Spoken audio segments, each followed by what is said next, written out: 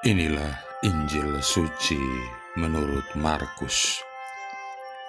Tatkala banyak orang datang minta dibaptis, Yohanes memberitakan, "Sesudah aku akan datang Ia yang lebih berkuasa daripadaku. Membungkuk dan membuka tali kasutnya pun aku tidak layak.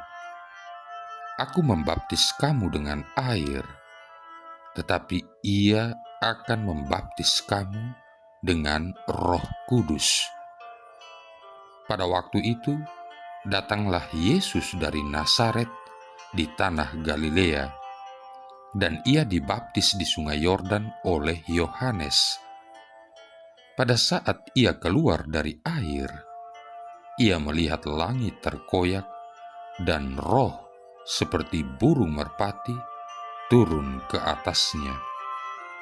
Lalu terdengarlah suara dari surga, "Engkaulah Anakku yang kukasihi, kepadamulah aku berkenan." Demikianlah sabda Tuhan. Saudara-saudari yang terkasih, Yesus datang kepada Yohanes untuk dibaptis, hal yang seharusnya dilakukan oleh para pendosa. Pendosakah Yesus sehingga Ia dibaptis? Tentu tidak sama sekali. Namun, mengapa Ia melakukan hal yang seharusnya hanya dilakukan oleh orang berdosa? Jawabannya adalah untuk menggenapkan seluruh kehendak Allah, yakni pertama-tama dengan menjadi manusia, mengalami apa yang dialami manusia, melakukan apa yang dilakukan manusia. Karena itulah Yesus minta dibaptis oleh Yohanes. Yesus akan berdosa. Yesus seolah membutuhkan pertobatan. Namun, yang sebenarnya yang Ia lakukan ialah sungguh-sungguh masuk ke dalam dunia manusia, sungguh-sungguh merasakan dan mengalami kehidupan manusia. Inilah makna pembaptisan Yesus. Yesus dibaptis bukan sekedar ditenggelamkan di sungai Yordan oleh Yohanes Pembaptis, bukan sekedar ritual formalitas belaka, bukan pula sebagai tanda pertobatan Yesus. Yesus dibaptis berarti Yesus ditenggelamkan ke dalam semua persoalan manusia, ke dalam suka duka manusia, ke dalam tawa tangis manusia, dan ke dalam bahagia derita manusia, termasuk juga ditenggelamkan ke dalam penderitaan manusia. Dengan tenggelam ke dalam kehidupan manusia, Dia menyelamatkan umat manusia. Inilah makna terdalam dari pembaptisan Yesus. Pembaptisan Yesus memiliki makna simbolis yang luar biasa. Dengan pembaptisan itulah Yesus mulai melaksanakan tugas perutusannya. Sejak itulah Dia mulai tenggelam ke dalam kehidupan manusia. Sejak dibaptis, Yesus sungguh tenggelam ke dalam persoalan-persoalan manusia untuk membebaskan dan menyelamatkan manusia. Akan tetapi, apa yang dialami Yesus? Yang dialaminya adalah sengsara dan salib. Itulah konsekuensi dari pembaptisan Yesus.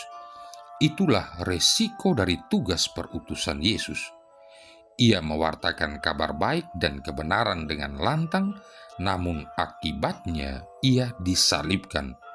Semakin lantang kita mewartakan kabar gembira dan kebenaran, semakin besar pula salib yang harus kita pikul.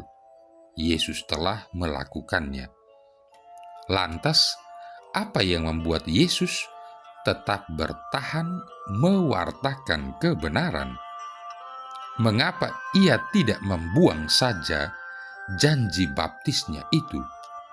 Mengapa ia tidak meninggalkan sengsara dan salibnya itu? Engkaulah anakku yang kukasihi, kepadamulah aku berkenan. Sabda inilah yang tetap tinggal di dalam hati Yesus.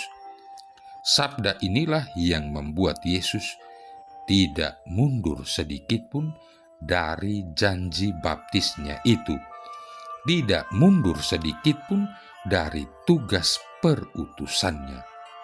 Lantas, bagaimanakah dengan kita? Bila kita memegang erat-erat sabda Tuhan itu, bahwa melalui pembaptisan kita diangkat menjadi anak-anak Allah yang terkasih, maka kita pun pasti tidak akan mundur dari sengsara dan salib perutusan kita masing-masing. Jika sabda itu bergema terus di dalam hati kita, maka kita pun tidak akan mengingkari janji baptis kita. Kita akan tetap taat setia pada janji baptis kita. Saudara-saudari yang terkasih, dalam dunia modern ini memang ada banyak orang yang taat kepada atasan dan peraturan-peraturan formal, tetapi mereka berbuat jahat dan mengundang iblis untuk bekerja di hati dan lingkungan hidupnya. Lihatlah saja, banyak penegak hukum seperti polisi, jaksa, pengacara, hakim, aparatur sipil negara, dan lain-lain yang katanya selalu bertindak atas nama hukum.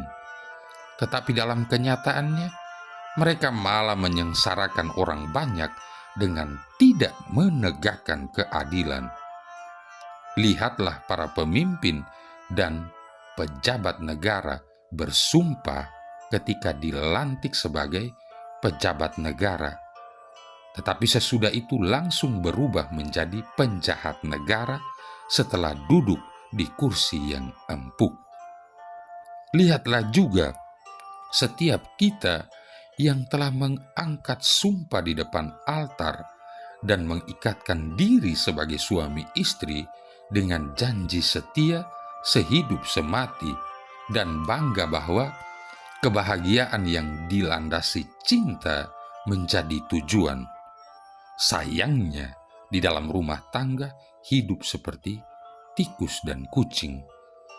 Tidak ada lagi canda tawa, yang ada hanya umpatan, makian, penghinaan, dan pukulan satu terhadap yang lain. Dalam hidup menggereja juga demikian. Lihatlah saja saudara-saudari kita ketika dilantik di depan altar Tuhan menjadi pengurus gereja dan berjanji mau berbakti kepada kepentingan umat Allah, tetapi sesudah itu lalai, tidak setia dan taat pada tugas dan kewajiban yang sudah diterima. Orang lebih mengutamakan kepentingan diri sendiri dan mengabaikan kepentingan bersama. Lantas, kita masih bisa menepuk dada bahwa saya orang Katolik yang taat. Saudara-saudari yang terkasih, semua orang Katolik yang sudah dibaptis sama seperti Yesus.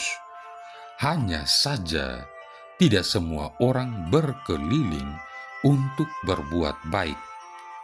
Lebih banyak orang berkeliling mencari setan dan dukun jahat, sang produser kejahatan. Baptisan sesungguhnya adalah pelantikan pada jabatan kas Kristiani, yakni untuk menjadi sutradara-sutradara kebaikan sekaligus aktor dan aktris kebaikan. Jika kita ingin agar Allah berkenan menonton sinetron atau telenovela kehidupan kita dan bisa membuat Allah tersenyum ria, maka marilah kita mementaskan drama hidup kita yang penuh dengan perbuatan baik. Percayalah bahwa pada akhir drama, sinetron, atau telenovela hidup kita, para penonton surgawi akan memberikan kita penghargaan yang tinggi, yaitu rahmat keselamatan Allah sendiri. Marilah berdoa. Allah Bapa yang kekal dan kuasa, Engkau telah memaklumkan Yesus Kristus sebagai Putra-Mu ketika sesudah pembaptisannya di sungai Yordan, Ia keluar dari air dengan disaksikan oleh Roh Kudus yang turun padanya seperti burung merpati. Kami pun telah Kau angkat menjadi putra dan putri-Mu ketika kami dilahirkan kembali dari air dan Roh Kudus. Kami mohon, semoga kami tetap setia dan hidup pantas sebagai putra dan putri-Mu. Dengan pengantaran Yesus Kristus Putra-Mu Tuhan kami, yang bersama dengan Dikau dalam persatuan Roh Kudus, hidup dan berkuasa satu Allah sepanjang segala masa. Tuhan memberkati kita sekalian, Bapa, Putra, dan Roh Kudus.